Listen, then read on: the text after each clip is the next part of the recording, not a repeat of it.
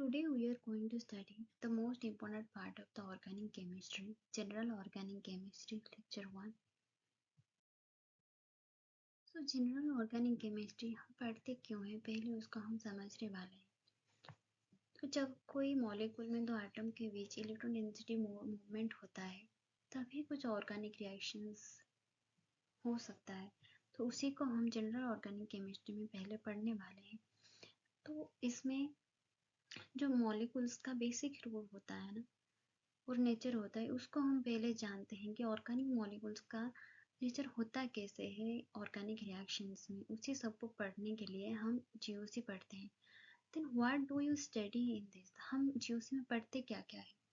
तो basics of organic compounds means organic compounds का nature होता क्या है, उसका प्रॉपर्टी होता कैसे है, ऑर्गेनिक रिएक्शन में वो कैसे काम आता है, उसको हम इसमें पढ़ने वाले हैं। और इसका एप्लीकेशन हमारा रियल लाइफ में होता कैसे है, जैसे कि डेली लाइफ में हमारे बॉडी में रिएक्शंस होती रहती। तो उसके लिए पहले हमको ऑर्गेनिक मॉलिक्यूल्स का स्टेबिलिटी और उसका एसिडिक बेसिक स्ट्रेंथ जानने वाले हैं। ऑर्गेनिक रिएक्शन में जो इंटरमीडिएट होती है जैसे कार्बोआनायन, कार्बोकैटायन, कार्बेन, उस सब को स्टेबिलिटी को जानने वाले हैं इसी केस में। उसका एप्लीकेशन इसमें होता है।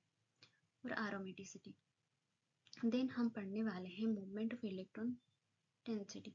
तो जब तो कोई एटम होता है ना, सपोज ए एंड बी, तो इलेक्ट्रॉन डेंसिटी कैसे ट्रांसफर होता है ए और बी में, कुछ तो ऐसे होगा ना जिससे इलेक्ट्रॉन डेंसिटी ट्रांसफर हो सके ए और बी में। तो हम यहाँ पे क्या लिखें, थ्रू बॉन्ड्स और थ्रू स्पेस।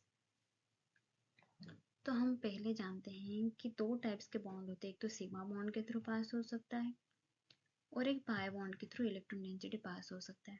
देखो यहाँ पे एग्जाम्पल दिया गया है, जैसे कि यहाँ पे क्या होता है, इलेक्ट्रॉन डेंसिटी कैसे प्रेजेंट है एज नाइट्रोजन लोन पेयर। तो ये लोन पेयर जब इलेक्ट्रॉन डेंसिटी यहाँ पे डोनेट करता है तो यहाँ पे क्या हुआ, तो इलेक्ट्रॉन डेंसिटी सिग्मा बॉन्ड और पाई बॉन्ड दोनों के थ्रू मूवमेंट हो रहा है। तो इसी को ही हम जीओसी में आगे पढ़ने वाले हैं अच्छे से। जस्ट एक एग्जाम्पल है।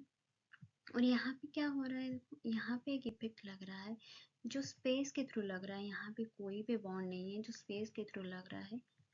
ये इलेक्ट्रॉन डेंसिटी कैसे ट्रांसफर हो रहा है, स्पेस के थ्रू हो रहा है।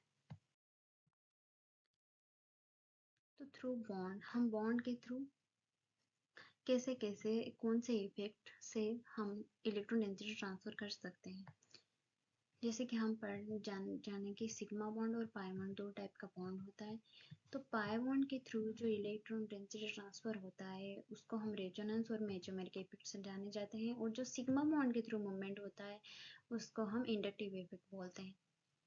और जो दोनों पाई और सिग्मा बॉन्ड थ्रू मूवमेंट होता है उसको हम हाइपर कंजुगेशन कहते हैं। और स्पेस के थ्रू दो टाइप का इफेक्ट होता है, एक तो हो गया स्टेरिक इफेक्ट, एक हो गया फील्ड इफेक्ट। हमारे लिए ये जो बॉन्ड के थ्रू जो होता है वो तो इम्पोर्टेंट है और इसको हम बाद में पढ़ने वाले हैं।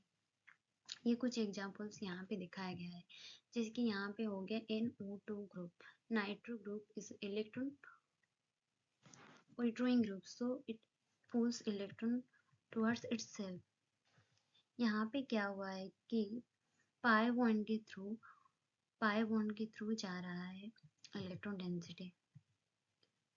इसको हम मेसोमेरिक इफेक्ट से जाने जाते हैं, आगे हम इसको अच्छे से पढ़ेंगे। यहाँ पे एक एग्जांपल बस दिखा है। और ये एक है, यहाँ पे क्लोरीन एक इलेक्ट्रॉन नेगेटिव ग्रुप है, तो ये इलेक्ट्रॉन यहाँ पे खींच रहा है उसके तरफ, बट ये सिग्मा बॉन्ड के थ्रू हो रहा है तो ये इंडक्टिव इफेक्ट से जाना जाता है। और यहाँ पे क्या हो रहा है, यहाँ पे सिग्मा बॉन्ड भी तोड़ रहा है और पाई बॉन्ड भी, दोनों तरफ से सिग्मा और पाई बॉन्ड के थ्रू इलेक्ट्रॉन डेंसिटी ट्रांसफर हो रहा है। तो ये किस नाम से जाना जाएगा, हाइपर कंजुगेशन। तो इसको हम आगे अच्छे से पढ़ने वाले हैं।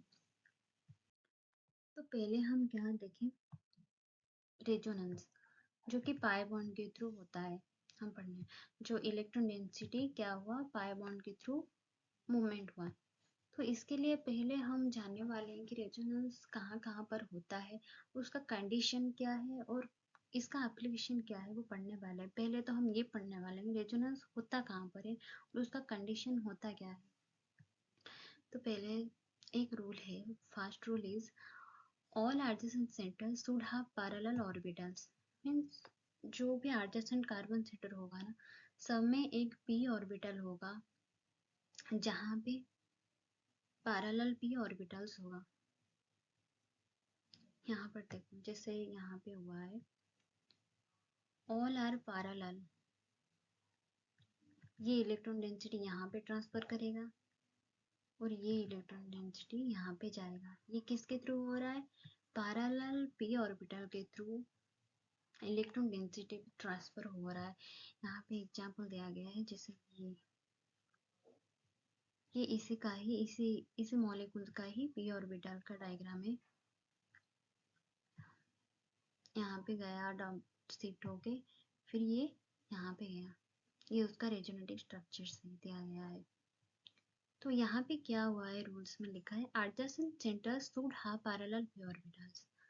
तो ये क्या हुआ है, देखो यहाँ पे 1 2 3 4 4 सेंटर है और चारों सेंटर में ही पास पास में p ऑर्बिटल्स है और वो भी पैरेलल है अपने आप में।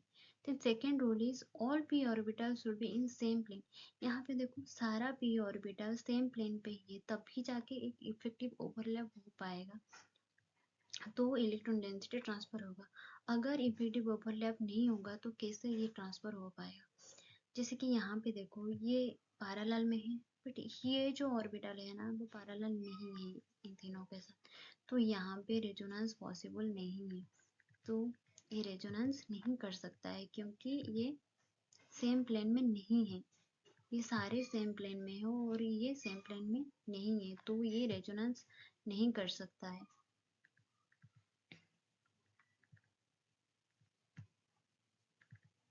तो हमने यहाँ पे क्या देखा, not in same plane. Okay, इसका एग्जाम्पल यहाँ पे एक दिया गया है एलिन। एलिन में क्या होता है कि 2 डबल बॉन्ड्स होते हैं। यहाँ पे तो हम देख सकते हैं कि सारा एडजेसेंट p ऑर्बिटल होगा, लेकिन यहाँ पे क्या हो रहा है, ये जो ऑर्बिटल है और ये ऑर्बिटल है पैरेलल नहीं है, तो यहाँ पे हम इलेक्ट्रॉन डेंसिटी ट्रांसफर नहीं कर सकते हैं क्योंकि ये सेम प्लेन में नहीं है, तो यहाँ पे रेजोनेंस नहीं हो पाएगा। तो आगे हम पढ़ने वाले हैं इसके बाद लेक्चर 2 में रेजोनेंस कहाँ पे होता है और एप्लीकेशन, यहाँ इसका एप्लीकेशन क्या क्या है, इसको हम आगे लेक्चर में पढ़ेंगे। आज के लिए इतना ही बस, थैंक यू।